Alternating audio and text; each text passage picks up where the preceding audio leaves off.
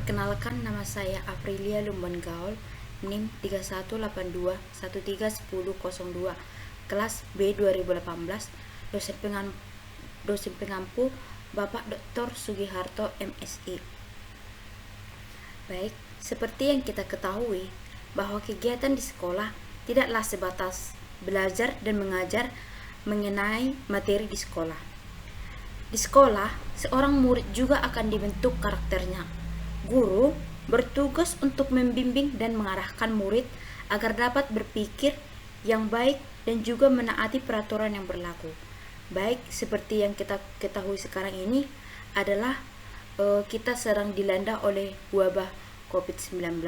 Maka daripada itu, pemerintah menganjurkan kepada kita untuk melakukan pembelajaran secara daring.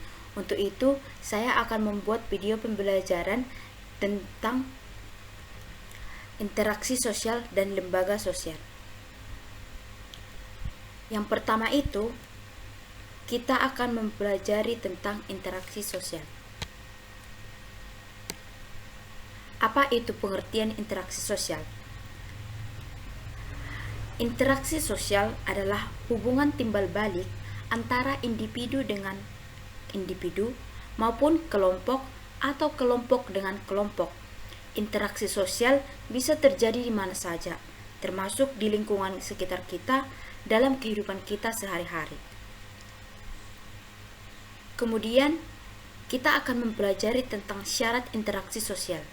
Yang pertama itu kontak sosial, di mana kontak sosial adalah sebuah hubungan yang dilakukan seseorang dalam proses interaksi sosial. Kontak artinya sama-sama menyentuh, tetapi dalam interaksi sosial, kontak tidak hanya terjadi interaksi atau hubungan fisik karena orang bisa berbicara melalui telepon, ponsel, maupun surat. Kemudian yang kedua syarat interaksi sosial itu adalah komunikasi, di mana komunikasi menjadi satu di antara syarat interaksi sosial karena adanya hubungan komunikasi.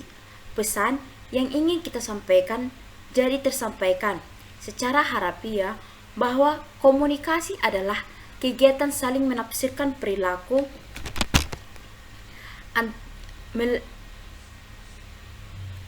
melalui gerakan fisik, pembicaraan atau sikap dan perasaan-perasaan yang tersampaikan. Kemudian kita akan mempelajari tentang ciri-ciri interaksi sosial. Yang pertama itu adalah jumlah pelakunya lebih dari satu orang. Hal ini dikarenakan interaksi membutuhkan aksi dan reaksi. Yang kedua, adanya komunikasi menggunakan simbol-simbol tertentu. Simbol yang paling umum digunakan untuk berkomunikasi adalah bahasa. Salah satu yang perlu diperhatikan agar simbol yang disampaikan harus dipahami oleh pihak-pihak yang berkomunikasi agar komunikasi tersebut berjalan dengan lancar. Kemudian yang ketiga adalah dalam interaksi sosial juga ada dimensi waktu, di mana dimensi waktu yang di masa lalu, sekarang, dan di masa yang akan datang atau masa depan. Hal ini berarti bahwa setiap interaksi sosial ada konteks waktu yang menentukan batasan dari interaksi tersebut. Kemudian yang keempat adalah adanya tujuan yang ingin dicapai. Tujuan tersebut dapat menentukan apakah interaksi akan mengarah kepada kerjasama atau mengarah kepada konflik ataupun disebut dengan pertentangan. Kemudian kita akan mempelajari tentang faktor-faktor yang mempengaruhi interaksi sosial. Itu terdiri dari 4. Yang pertama itu kita akan mempelajari tentang imitasi, di mana imitasi adalah tindakan meniru orang lain. Yang kedua, sugesti, di mana sugesti merupakan suatu pandangan atau sikap atau pendapat yang diberikan oleh seseorang dan diterima oleh pihak lain. Yang ketiga itu identifikasi, di mana identifikasi merupakan kecenderungan seseorang untuk menjadi sama dengan yang lain. Dan yang terakhir itu adalah simpati, di mana simpati adalah keadaan di mana orang merasa tertarik dengan pihak lainnya. Kemudian kita juga akan mempelajari tentang bentuk-bentuk interaksi sosial. Bentuk-bentuk interaksi sosial ada berapa? Iya, ada dua. Di mana yang pertama itu adalah asosiatif. Yang kedua, disosiatif. Asosiatif merupakan bentuk interaksi sosial yang mengarah ke kebaikan dan kebaikan atau kerjasama, sedangkan disosiatif adalah bentuk interaksi sosial yang mengarah kepada konflik atau pertentangan.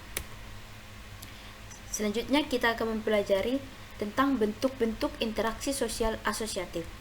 Yang pertama itu kerjasama, di mana kerjasama adalah suatu bentuk interaksi di mana orang-orang atau kelompok bekerja secara bersama-sama, saling tolong-menolong untuk mencapai suatu tujuan bersama. Yang kedua itu akomodasi, di mana akomodasi adalah suatu proses penyesuaian diri individu atau kelompok manusia yang semula bertentangan, kemudian berupaya mengatasi ketegangan. Tujuannya untuk mengurangi perbedaan pandangan dan pertentangan serta mencegah terjadinya konflik. Akomodasi memiliki beberapa jenis, yaitu yang pertama koersi, yang kedua mediasi, yang ketiga konsiliasi, yang keempat kompromi, yang kelima itu adalah arbitrasi, keenam toleransi, yang ketujuh statement. Selanjutnya asimilasi, di mana asimilasi adalah usaha untuk meredakan perbedaan antar individu atau antar kelompok guna untuk mencapai kesepakatan berdasarkan kepentingan dan tujuan-tujuan bersama. Selanjutnya kita akan mempelajari bentuk-bentuk interaksi sosial disosiatif. Yang pertama itu kompetisi, di mana kompetisi atau persaingan adalah bentuk interaksi sosial disosiatif, di mana orang-orang atau kelompok berlomba untuk meraih tujuan yang sama. Persaingan dilakukan secara sportif sesuai aturan tanpa adanya benturan fisik. Yang kedua, kontroversi, di mana kontroversi memiliki interaksi sosial disosiatif berupa sikap yang menentang dengan tersembunyi agar tidak terjadi adanya perselisihan atau konflik yang terbuka. Kontroversi merupakan proses sosial dengan tanda kepastian, keraguan, penolakan, dan penyangkalan yang tidak diungkapkan secara terbuka. Ada beberapa macam kontroversi. Yang pertama itu kontroversi umum, kedua sederhana, ketiga intensif, keempat rahasia, dan yang kelima itu taktis. Selanjutnya yang ketiga itu adalah konflik sosial, di mana konflik sosial atau pertikaian yakni bentuk interaksi sosial disosiatif yang terjadi karena adanya perbedaan paham dan kepentingan antar individu atau kelompok. Adanya konflik ditandai dengan ancaman kekerasan dan kontak fisik antar pihak-pihak yang bertentangan. Baik, demikian untuk materi tentang interaksi sosial. Kita lanjutkan tentang lembaga sosial. Lembaga sosial yang pertama kita akan membahas tentang pengertian lembaga sosial. Lembaga sosial adalah pihak yang mengatur rangkaian atau prosedur yang terkait dalam hubungan antar individu dalam kehidupan bermasyarakat. Bentuk-bentuk lembaga sosial ada 5. Yang pertama itu keluarga, kedua itu agama, ketiga ekonomi, keempat pendidikan, dan yang kelima itu politik. Mari kita belajar satu-satu dan kita pahami satu-satu. Yang pertama itu tentang lembaga keluarga. Fungsi dari lembaga keluarga itu yang pertama fungsi reproduksi, yang kedua proteksi, yang ketiga sosialisasi, yang keempat afeksi, yang kelima adalah fungsi pengawasan sosial, yang keenam adalah fungsi pemberian status. Yang kedua, kita akan mempelajari tentang lembaga agama. Fungsi lembaga agama antara lain, yang pertama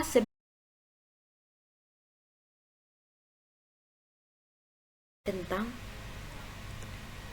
lembaga agama. di mana fungsi lembaga agama antara lain yang pertama sebagai pedoman hidup bagi manusia baik dalam kehidupan sebagai pribadi, dalam hubungan dengan Tuhan, dalam hubungannya dengan manusia lain, dan hubungannya dengan alam sekitar. Kemudian sumber kebenaran yang ketiga sebagai pengatur tata cara hubungan manusia dengan manusia dan manusia dengan Tuhannya. Kemudian tuntutan prinsip benar dan salah untuk menghindari perilaku penyimpangan seperti membunuh, mencuri, berjudi, dan sebagainya. Selanjutnya, pedoman untuk pengungkapan perasaan kebersamaan di dalam agama diwajibkan bahwa perbuatan itu akan mendapatkan pahala walaupun perbuatannya sekecil apapun. Selanjutnya, pedoman keberadaan pada hakikatnya makhluk hidup di dunia adalah ciptaan Tuhan semata. Selanjutnya, pedoman untuk rekreasi dan hiburan dalam mencari kepuasan batin. Selanjutnya, lembaga ekonomi. Fungsi dari lembaga ekonomi yang pertama itu memberikan pedoman untuk mendapatkan bahan pangan. Yang kedua, memberikan pedoman untuk melakukan pertukaran barang atau barter. Yang ketiga, memberikan pedoman tentang harga jual beli barang. Yang keempat, memberikan pedoman untuk menggunakan tenaga kerja. Dan yang kelima, memberikan pedoman tentang cara pengupahan. Keenam, yang terakhir, memberikan pedoman tentang cara pemutusan hubungan kerja.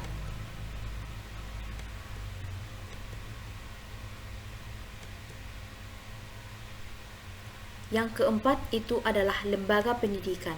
Fungsi dari lembaga pendidikan itu dibagi menjadi atas dua, yaitu secara fungsi manifest, yang kedua fungsi laten. Yang terakhir lembaga politik, di mana fungsi dari lembaga politik ini antara lain memelihara ketertiban masyarakat dengan menggunakan wewenang yang dimiliki, baik melalui penyuluhan maupun cara kekerasan. Yang kedua, merencanakan dan melaksanakan pelayanan-pelayanan sosial serta mengusahakan pemenuhan kebutuhan pokok masyarakat. Demikian video pembelajaran yang dapat saya sampaikan.